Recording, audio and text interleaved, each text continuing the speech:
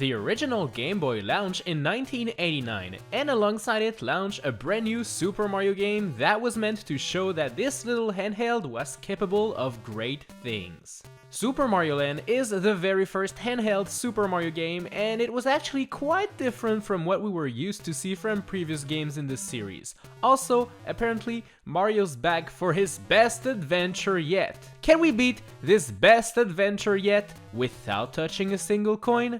The rules are simple. We are going to try to beat the entire Super Mario Land game without touching one of those ugly yellow coins. Well, coins are not actually yellow in that game, but that's because the original Game Boy couldn't do colors. You get the point though. You see this lovely coin counter on the top of the screen? Well, we are going to try to keep it at 0 if we can. If we end up having to touch one of those dirty coins, then we'll keep playing to see what the minimum amount of coin required actually is. Now that everything has been set, let's see if it's possible to beat Super Mario Land on the Game Boy without touching a single coin. Here we go. World 1-1 is a pretty easy level to start off the quest with. Basically, you'll want to avoid touching the question mark blocks in case they contain coins. This level will also be great to familiarize yourself with the controls for this game, and they are quite weird at first. You'll soon reach this part where there's a lot of dirty coins, but we can easily jump above them all. Make sure to go on the top part of the pyramid at the end there to avoid touching coins, and then you'll be all good. World 1-2 starts off with those semi-solid platforms that do contain dirty coins on top of them. Sadly, you can't walk while crouching down, and jumping above those coins is not very possible because you can't get enough speed to land on this question mark block. This means you'll need to be Small Mario at the beginning of the stage, so make sure not to have any mushroom equipped after completing 1-1. Once you're Small Mario, you'll be able to just walk under the coins without picking them up. This stage contains a couple of dangerous coins here and there, but you can usually just jump above them without any problems. There are two difficult parts on moving platforms, the first one having you jump under the 3 coins, and then the second one forcing you to make a very scary jump above them all, but it is all possible. Go under the final 2 coins there, and this stage will be done. World 1-3 takes place inside of a pyramid, and at first there's not a lot of coins in your way, just some plants and some blocks falling down from the ceiling. But you'll soon reach this part here where there are 3 paths to choose from. The bottom and middle path are quite the problem, as you can see, because they both contain ugly coins that we can't avoid. Those platforms up there are not semi-solid platforms, so you can't just jump through them. Sadly, the top part is blocked by those annoying bricks, and as Small Mario, well, there's not much we can do about that. It seems like all of those paths are impossible for the quest, although the top one seems to be the one with the most potential. I actually had to reset the Game Boy and go back through the game again, but this time I decided to get a mushroom in 1-2 from this box here. This does make the last jump from that level a little bit more difficult, as you now have to go under the coins, but it is possible. And now that we are back in 1-3 with Big Mario, we can finally destroy those blocks. The 2 question blocks up above contain deadly coins, so make sure not to touch them. Then I tried many ways to jump above the 3 coins on top, but with the weird controls of Super Mario Land, it was very difficult. I usually ended up touching either the first or the last coin.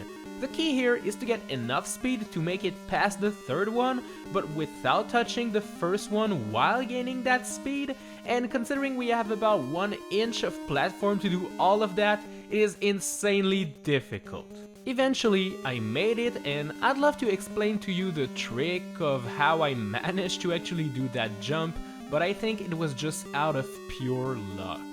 Once that is done, we can defeat the evil Sphinx enemy and rescue Daisy. But then the princess is in another castle. Oh wow, how original.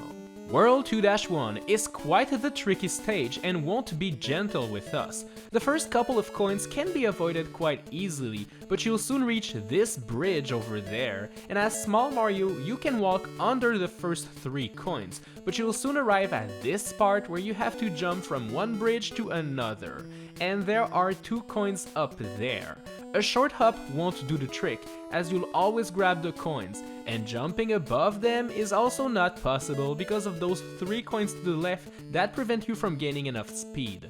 The jump will be super precise, as you'll need just enough speed to make it on the other side while avoiding the first coin on the left. Eventually, I managed to do it, but once again, the physics and hitboxes of this game are so weird that I just can't explain what I did. But you know the worst part about this dumb jump?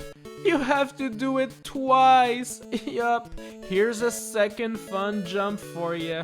Yay! So now you have to be super lucky and do it a second time. Once that is done, thankfully, the rest of the level won't be much of a problem.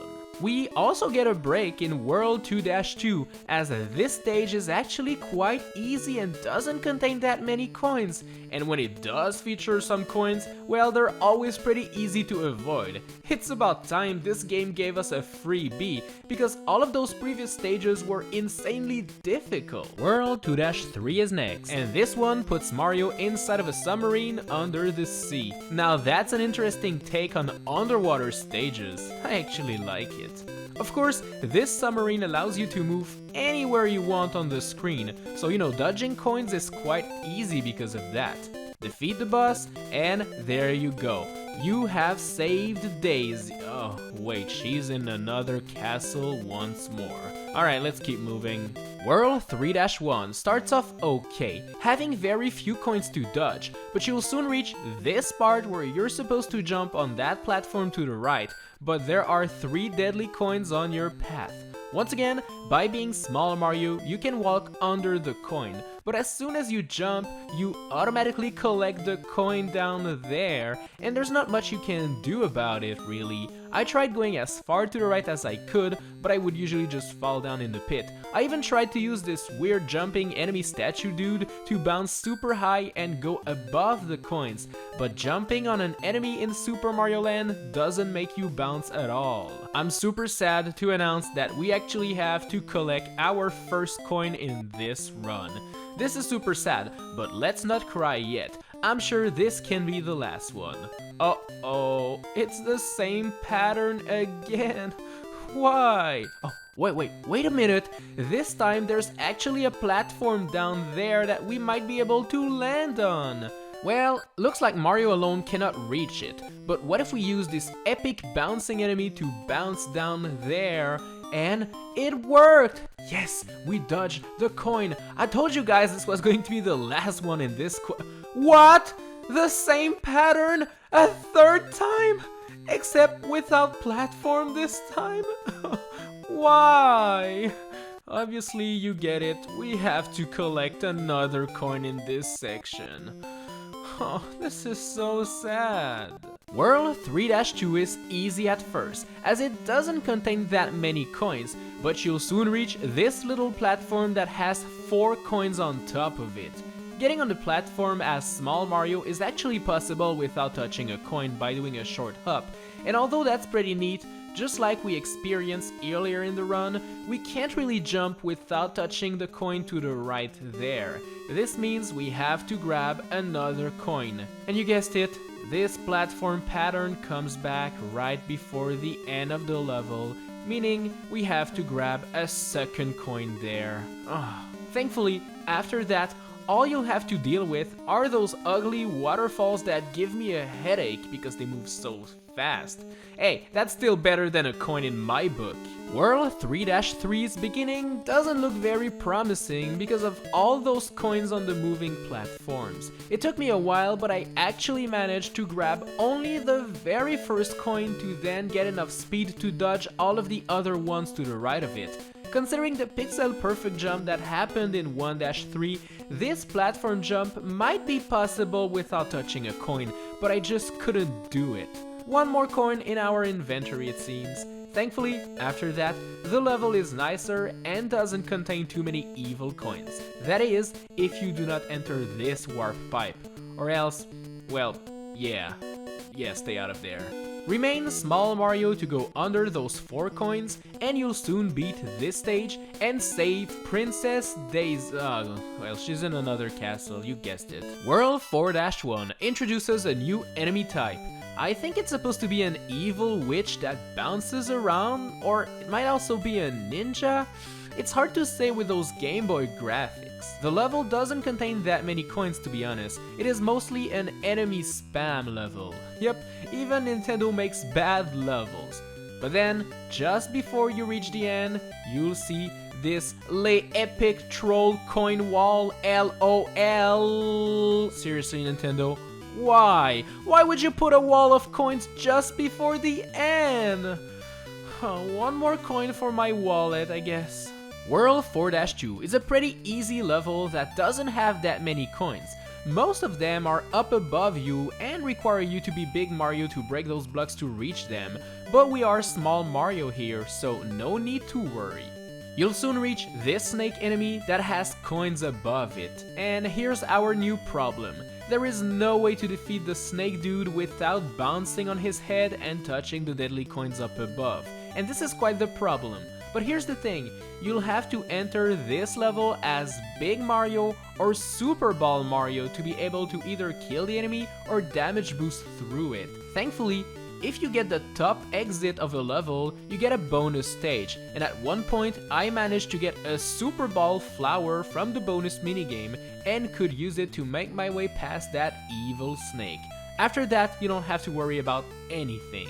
World 4-3 is a level that takes place inside of a plane in the air, and the controls are just the same as the submarine level, so dodging those coins is quite easy. In fact, there ain't a lot of coins throughout the level, and the ones you see you can dodge by moving above or under them. And then you'll reach this part with the blocks you have to maneuver around, only to reach this part with the million coins. Why, Nintendo? Why do you hate me so much? Obviously, we'll have to collect some coins, duh. My tip here is to approach this area as Small Mario, as the plane hitbox will be smaller and will allow you to collect less coins. I tried a couple of approaches, and the minimum I was able to collect was 13 coins. No matter what I did, always 13 coins. And then, to reach the final part, you also have to go up this lot of coins and collect 2 more. Ouch, right before the final boss too, that hurts. Defeating this Tatanga alien dude is not very difficult, and you'll save Daisy for real this time. Congratulations, Mario, you just cheated on Peach. So, is it possible to beat Super Mario Land without touching a single coin? Well, sadly, no, it's not. This game has too many coins that are just there in your path waiting to be collected. And although we did manage to avoid a lot of them using some very technical and difficult pixel perfect jumps, we still had to collect a total of 21 coins. And you know what? 15 of those 21 coins come from just the final level, so this one is a deadly one.